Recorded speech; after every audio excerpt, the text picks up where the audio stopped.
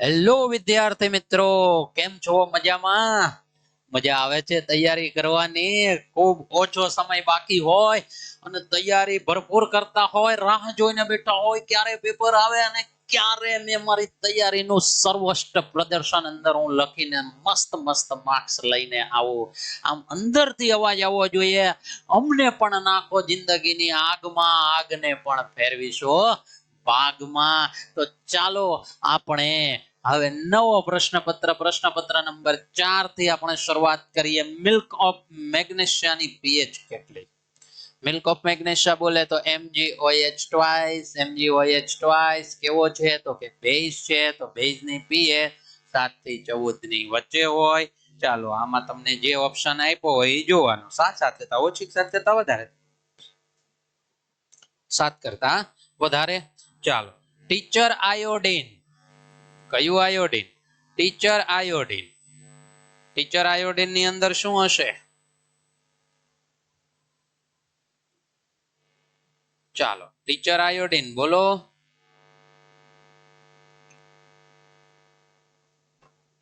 Teacher iodine કોનું કોનું? Iodine અને ઇથેનોલ નું મિશ્રણ હોય. કંઠનળીમાં કાસ્તિમય રચના હોવાને કારણે માર્ગ ખુલ્લો હોય. લંબાઈ બમણી કરવામાં આવે. લંબાઈ બમણી કરવામાં આવે તો વિદ્યુત પ્રવાહનું મૂલ્ય R = ρL/A થાય. અવરોધ બમણો થાય. અવરોધ બમણો થાય તો વિદ્યુત પ્રવાહ તો અડધો થઈ જાય ને. વિદ્યુત પ્રવાહ પૂછ્યું છે, આ પણ મસ્ત પ્રશ્ન. જેને આવડે એને જવાબ કોમેન્ટ ની અંદર લખો. ચાલો, જબરદસ્ત પ્રશ્ન છે. 1/V + 1/U = ખાલી જગ્યા. 1/V 1/U. સર આ તો અમને ગોખેલું છે, અમને ખબર છે 1/F થાય. પણ અહીંયા તો ઓપ્શન જ નથી. તો F લખી નાખો. નો, 1/F એટલે P થાય. યાદ કરો, પાવર નું સૂત્ર 1/F આવે. તો આન્સર આપણો કયો આવશે? P આવશે. ચાલો, નેત્રમણીની જાડાઈમાં ફેરફાર કરવાનું કાર્ય કોણ કરે? કોણ કરશે? સિલિયરી સ્નાયુ કરે. કારણ કે સિલિયરી સ્નાયુ નેત્રમણીને કેવું રાખે? તો કે જકડી રાખે. ચાલો આગળ વધીએ. અસંતૃપ્ત હાઇડ્રોકાર્બન. જો ભાઈ અસંતૃપ્ત આપ્યો છે તો કઈ જ્યોત આવે? પીળી જ્યોત આવશે. સંતૃપ્ત હોય તો કઈ આવે? તો કે ભૂરી આવશે. શોર્ટ સર્કિટ સમયે કોનું મૂલ્ય ઘટી જાય? તો કે અવરોધનું મૂલ્ય ઘટી જાય. કયા પ્રાણીમાં લિંગ નિશ્ચયન આનુવંશિક નથી? સ્નેલ અથવા ગોકળગાય.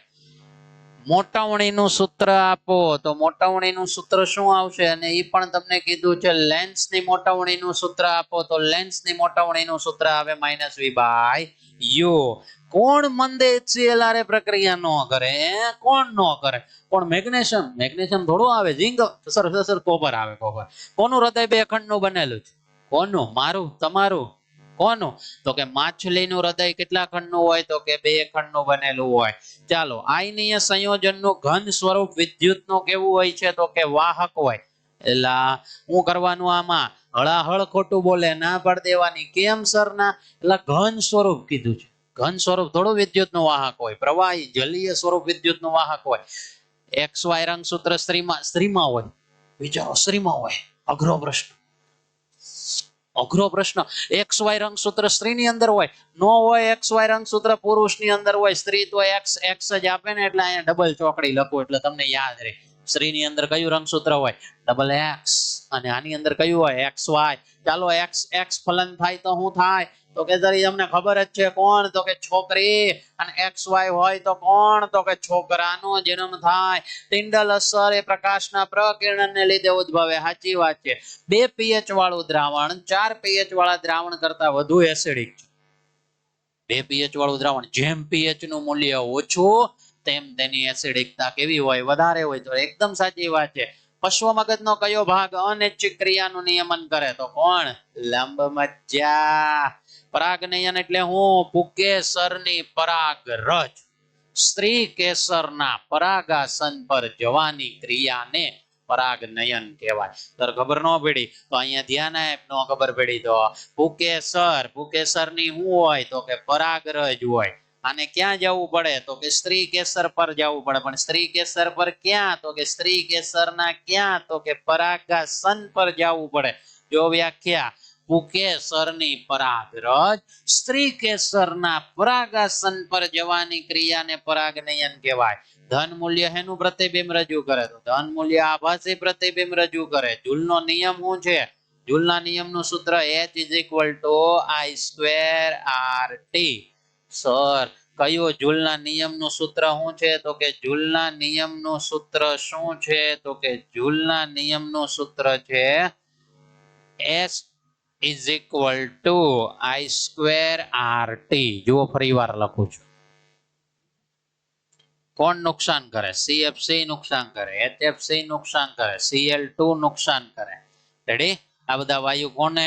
તો કે ઓઝોનને શું કરે? તો કે નુકસાન કરે. ચાલો આગળ વધીએ. UNEP નું પૂરું નામ United Nations environmental programme. UNEP United Nations environmental programme. Adrenal, જો આમાં થોડીક પ્રિન્ટિંગ મિસ્ટેક છે. એડ્રિનલ એટલે એડ્રિનાલિન, અહીંયા એડ્રિનાલિન અંતસ્ત્રાવ લખ નાખું, એ એડ્રિનલ માં આવશે. અને પ્રોજેસ્ટેરોન, પ્રોજેસ્ટેરોન શુક્રપિંડ ન ક્યાં આવે? અંડપિંડમાં આવશે. રેડી? તો આ હતું વિદ્યાર્થી મિત્રો આપણો પેપર નંબર 4. તો હવે પછી આપણે મળીએ આપણા આખરી પેપરની અંદર. ત્યાં સુધી ખુશ રહો, મસ્ત રહો. મળીએ ને